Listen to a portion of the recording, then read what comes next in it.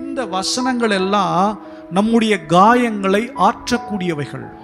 அல்லேலூயா. இந்த வசனங்கள் எல்லாம் நம்முடைய காயங்களை ஆற்றக்கூடியவைகள். அப்போ ஆற்றக்கூடிய இந்த வார்த்தையினாலே நாம் முதலாவது குணப்பட வேண்டும். எப்படி? விசுவாசத்தில் அந்த வார்த்தை எடுத்து கர்த்தர் எனக்காக இந்த வார்த்தையை பேசியிருக்கிறார்.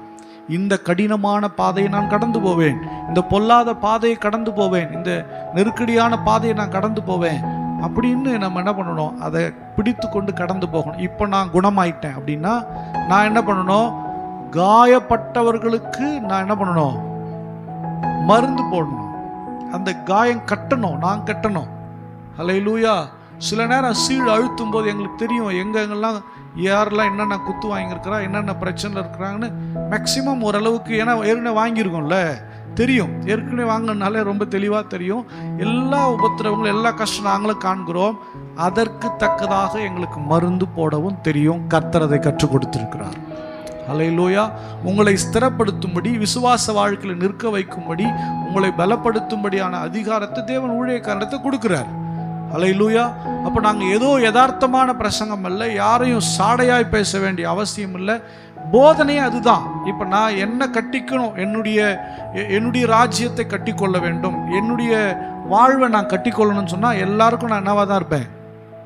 எப்படி இருப்பேன்? அப்படியே ஃபேவராக பேசிட்டு போயிடுவேன். எல்லோரும் என் கூடவே இருக்கணுன்ற மாதிரியே. நான் சொல்ல கரெக்ட் தானே? எல்லாரையும் சந்தோஷப்படுத்தி நான் என் கூடவே என்ன பண்ணிக்கலாம்? வச்சுக்க முடியும். எல்லாரையும் ஹாப்பியாக வச்சுக்கிட்டு. உண்மை தானே? முடியுமா முடியாதா? எல்லாரையும் எனக்கு ஃபேவராக நீங்கள் என்னுடைய ரசிகர்கள் மாதிரி என்ன பண்ண முடியும்? உங்களை எனக்கு வச்சுக்க முடியும். ஆனால் வேதம் அதை அனுமதிக்கலை. நான் எனக்காக ஒரு கூட்டத்தை ஆயத்தப்படுத்துவதற்கு இந்த ஊழியத்துக்கு என்ன பண்ணல? வரல. அதுக்காக நான் வரவே இல்லை.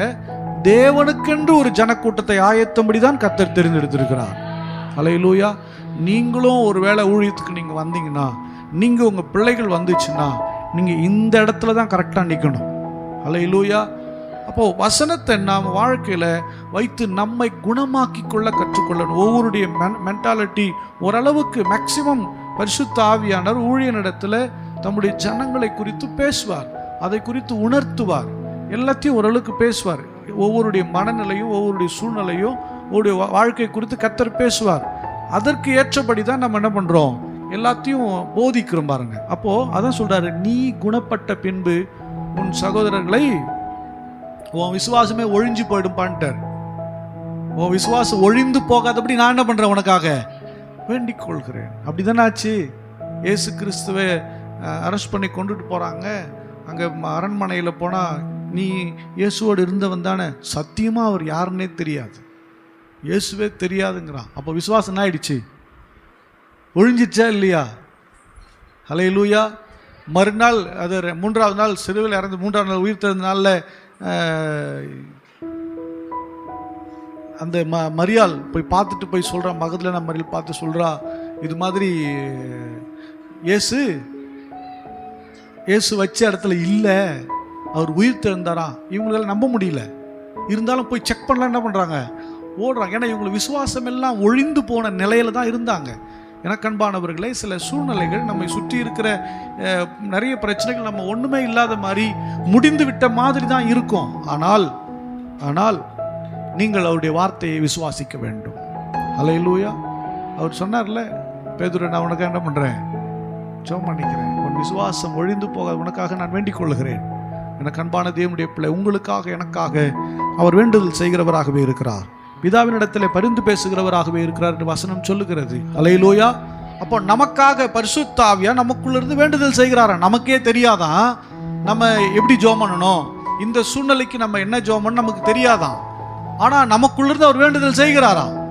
இது எப்படி இது? அதனால தான் ஆராதனையில் வரும்போது ஒப்பு கொடுத்து ஜெபம் பண்ணுங்க. நம்ம சில நேரம் பாருங்கள், நீங்கள் ரொம்ப டீப்பாக போகும்போது உங்களை மீறி சில விண்ணப்பங்கள் நீங்கள் செய்வீங்க, உங்களுக்கே தெரியாது, நீங்கள் ஜெபம் பண்ணுவீங்க. சில நேரம் ஆவியின் நிறைவில் நீங்கள் அந்நிய பாஷை, ஏன் அந்நிய பாஷை பேசுங்க, ஆவியில் நிறைந்து தேவ சமூகத்தில் ஜெபிங்கன்னு சொல்கிறது ஏன்னு சொன்னால், நீங்கள் ஆவியில் ஜெபிக்கும் போது பரிசுத்த ஆவியானவரை, அவருடைய பிரசன்னத்தை உங்களுக்குள் இயக்குகிறீர்கள். உங்களுக்காக அவர் விண்ணப்பங்களை செய்வார், உங்களுக்காக வேண்டுதல்களை செய்வார். அல்லேலூயா, அல்லேலூயா. அப்போ ஆவியின் நிறைவுள்ளவர்களாக நீங்கள் மாறினீங்கன்னா உங்களுக்காக அவர் வேண்டுதல் செய்கிறதை நீங்கள் உணர முடியும், பார்க்க முடியும்.